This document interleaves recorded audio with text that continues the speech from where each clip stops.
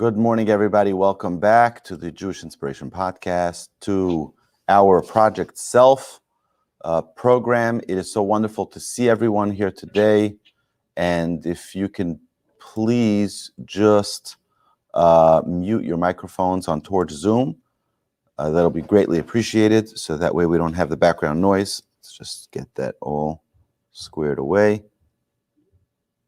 And there we go. So, good morning, everybody. We left off last time we talked about that it's important for every person to feel important. Every person needs to realize that they have some unique power, some unique abilities that nobody else possesses. They have a construct of traits that are special and unique to them that no one else has. So, Linda, you're the only Linda there ever was, and the only Linda there ever will be. That is exactly like you. You are unique. You are special. You're different than anyone else. And it's the same that applies with everybody else. We're all unique individuals, and we need to realize that being unique obligates us to recognize that we're important, because there's a reason the Almighty gave us these talents, these skills, these abilities for us to do something with it. Right? So, Lo rak hachashivut, not only being important, ela gam gadlut yesh lekol adam. We have greatness. We talked much about greatness last week. Nitmonana bezeh mai gadlut. What is greatness? What is greatness? Right? We hear that word a lot, but let's now define greatness. Et gdalcha ze midat tuvcha. He says, when it talks about your greatness, what is it referring to? This is in Rashi, in the portion of Va'et Chanan in Deuteronomy. It says, it's talking about your positive trait. You want to know greatness? Greatness is your positive trait. V'chein hu omer ve'ata yigdal na koach Hashem. He says, midat chazdo yitbarach shofat bli ma'atzar. The trait of the Almighty, of kindness, flows without limit. God is kind beyond limit. God gives His kindness to both those who are righteous and those who are not so righteous. They all get a piece of Hashem's kindness. Zoe Gadlo, that is Hashem's greatness. You want to know what greatness is? That Hashem doesn't distinguish between those who are righteous and those who are not righteous. They all get Hashem's kindness. Hare hashpa'ah Bli ikuv v'ma'atzar hi gadlut. You want to know what greatness is? From this Rashi, we learn that real greatness means that we don't have a limit. We don't have a barrier to our goodness. The goodness is not limited to anything. We shower everyone with kindness, with love, with affection, with that goodness, without any limits, without any barriers. So now he continues. He brings from the verses in Psalms.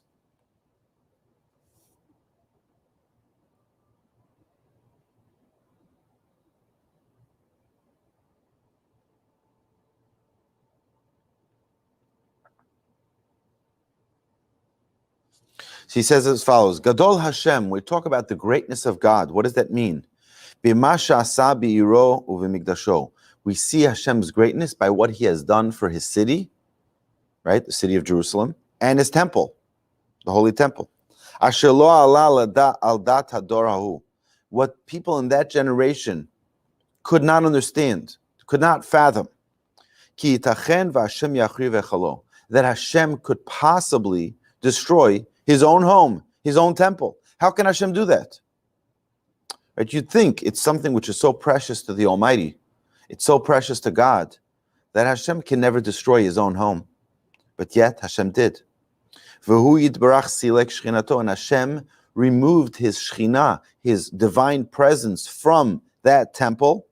Lo atzra ba'ado ahavato liYisrael, v'lo yikvu b'rachamav im olamo hashamem. So he says, because Hashem took away His presence, from His divine presence from the temple, did Hashem also take away His love for the Jewish people? Absolutely not. He didn't take away his love.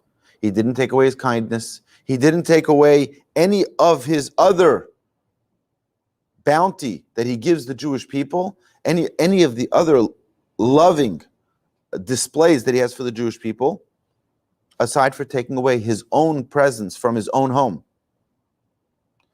Right? Uma'ona bihilakach mimeno bet tifarto.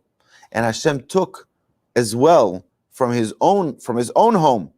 Harei hahitalut me'al le'avato yitbarach v'amituto bli ikuv v'ma'atzar gam hi gadlut. When we talk about Hashem's greatness, we refer to it as Hashem is so great because look at what he did to his temple.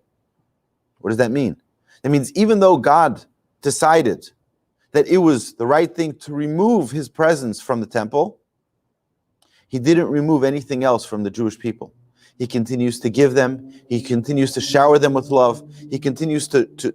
So we see that Hashem's kindness has no limit. It has no boundaries. It has no interruption from the flow of that kindness. From this we learn. Ki gadlut nikret hitalut v'hashpa'a bli ikuvim v'nmiyot. He says the definition of greatness means the ability to elevate yourself and to do things without barriers. Without any barriers.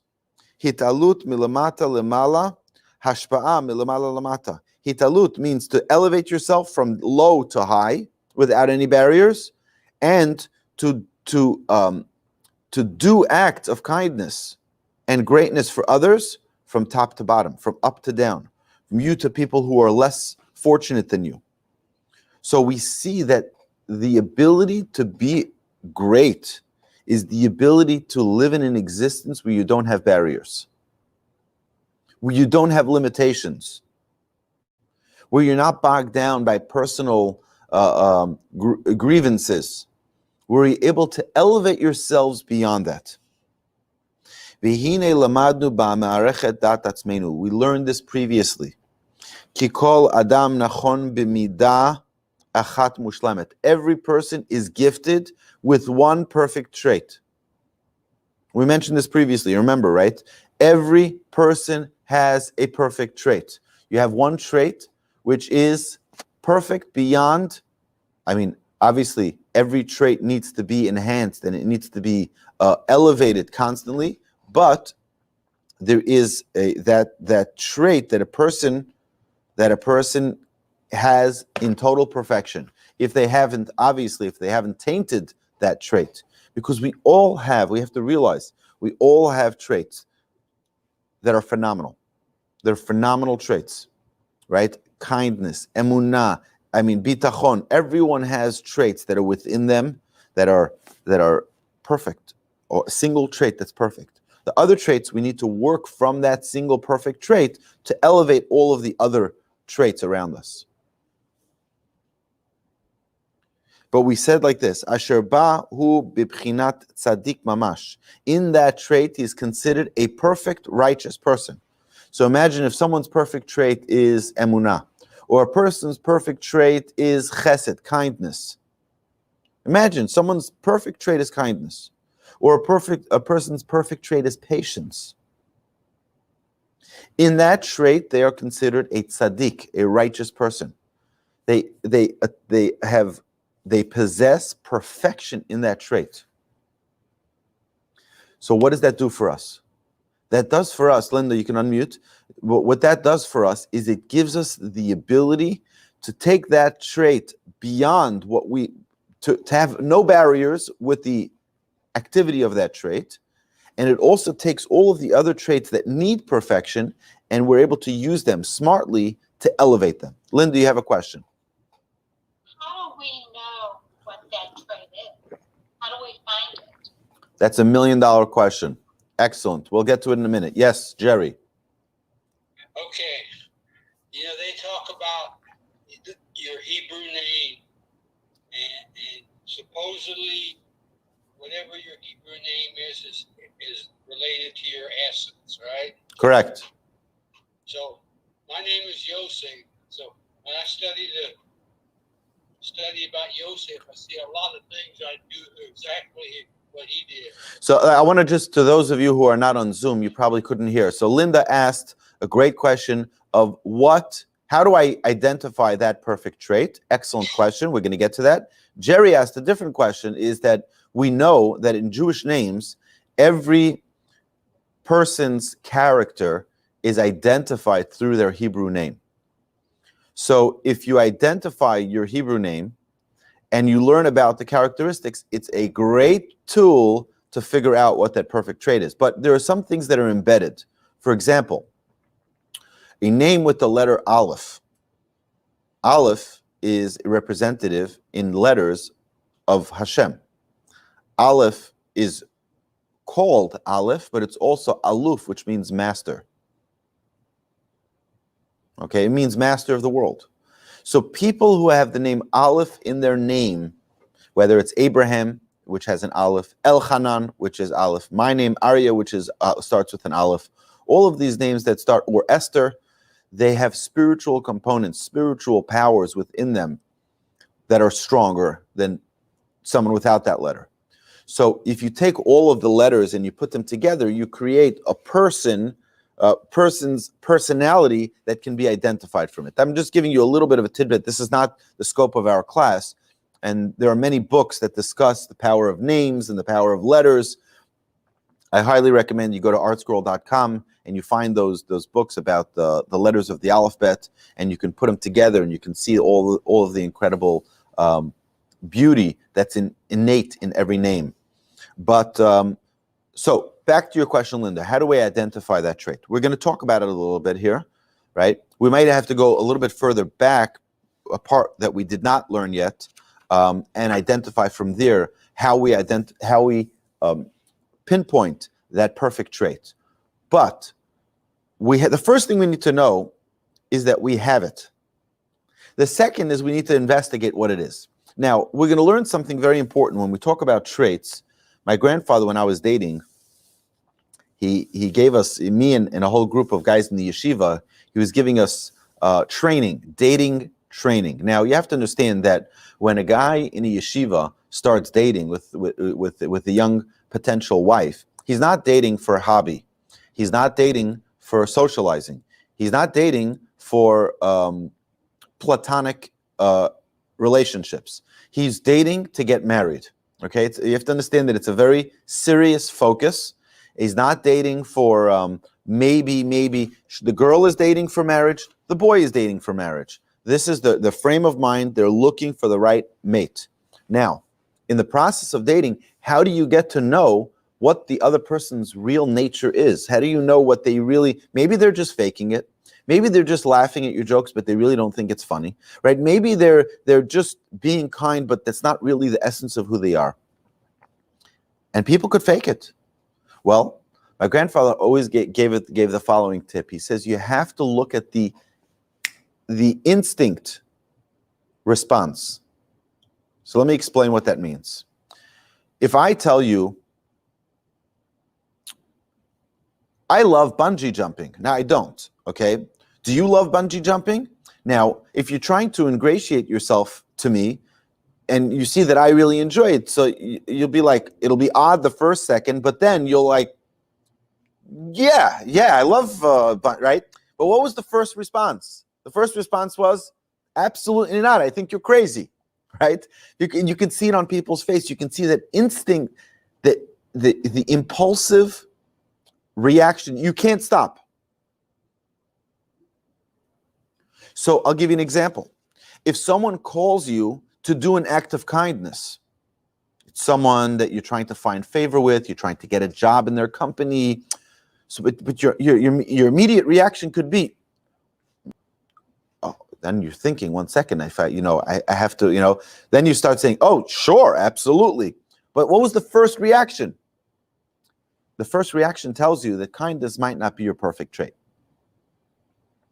But something, for example, an example my grandfather gives right now in this next paragraph, you see a child, and you ask the child, who ate the cookie? And the child says he knows that he might be punished for it, but it still says, I was the one who ate the cookie. He's willing to take the risk of punishment because he can't hide the truth. Such a child probably could be identified as his perfect trait being truth. Because he can't help himself, right? His instinct is to say the truth. That's his initial reaction, notwithstanding the repercussions that it may bring. Okay, so we have to look at traits differently. You have to look at, what was my immediate reaction, all right? Someone says to you, you want to go grab a coffee? And you're like, I just want to, maybe it's laziness. Maybe that's why I didn't want to do it, right? They're like, oh, please. And I'm like, you see, I did it. I went out and I did it. No. What was the initial reaction? And we have to become sensitized to those initial reactions. What are they? Why are they? And the minute we're able to identify them clearly is the minute we will become stronger in the clarity of our traits. So it's a very important thing for us too. So he says, this is Linda's question. How do we identify this perfect trait? כשאנו מבחינים במידה טובה אחת, שאפילו בתוך קשיים ועיכובים היא פועלת את פעולתה.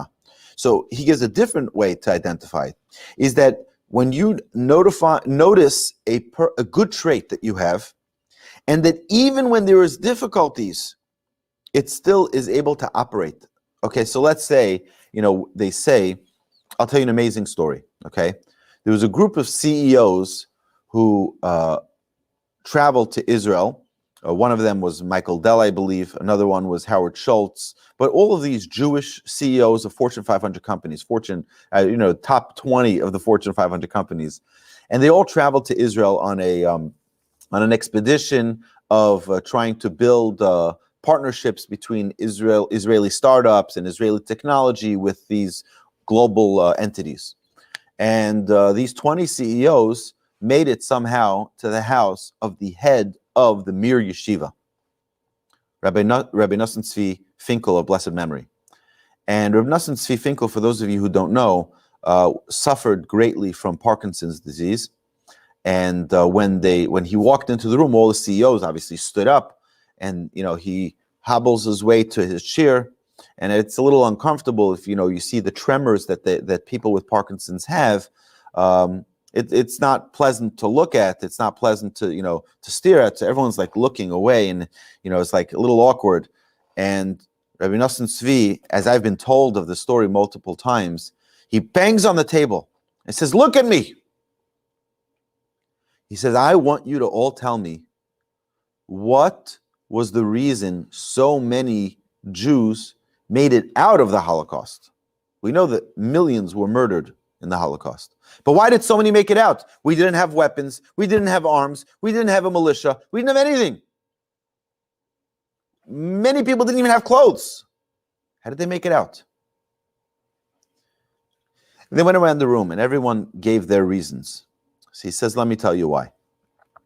This one, everyone gave their reason. This one, because they were smart, because they were innovative, because they were, they were able to figure out ways to slip away, and whatever. Everyone gave their reasons. Luck. So Reb Nosson Tzvi says no. He says, "I'll tell you why." He says, because when there were 5 Jews in a barracks, and they only had one blanket, and the freezing cold Poland nights, I was there already in the summertime. It was so cold. It was so cold. It was freezing. It's freezing in your bone. I was walking through Auschwitz, right? And it's like, it's unfathomable freezing. And these people had pajamas? They were freezing to death. And they weren't being fed. So it's not like they had layers of skin to protect them. But they only had one blanket in the barracks and 5 people. Says, you know what they did? Instead of fighting over the blanket, each one saying, "Give it to me," they said, no, you take it. You take it. And what happened? They all laid close to each other and all 5 covered themselves with a blanket. He says, in that merit, they were saved. So many were saved. 2 of my grandparents met in Auschwitz. But let me tell you something. Rabbi Nosson Tzvi Finkel turned to all of these executives And he said to them, each of you has a blanket. You each have a blanket. When you go back home, you go back to America, you go back to your companies, share your blanket. So why was I reminded of this story? Because look at people, even in the most challenging of situation, in the Holocaust, where they lost their families, they lost their parents potentially, their children, their siblings, their spouses, but they maintained their kindness. They maintained their ability to give to other people. Someone who's able to give in such situations where they have a little bit to eat and they give someone else who they see is starving, here, take what little I have. Such a person is perfect in kindness. No matter what challenge, you understand? That even when challenges, a challenge of business and you stay calm, right? A challenge in finances and you don't get jealous of others. These are traits that identify your specialty. So my grandfather continues here, he says, when we see in a child, that he always says the truth.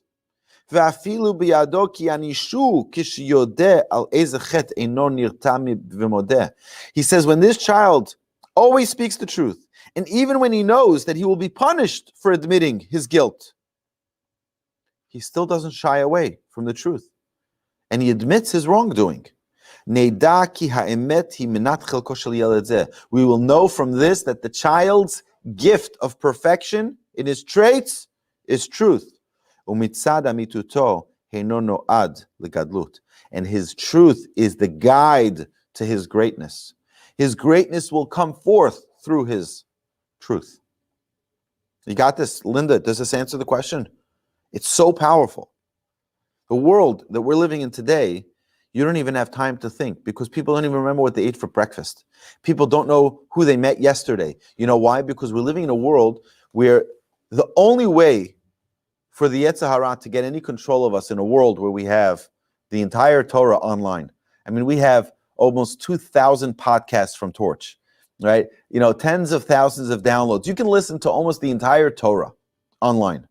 Learn it all, know it all. So what's the Yetzer Hara's ploy to distract you from that?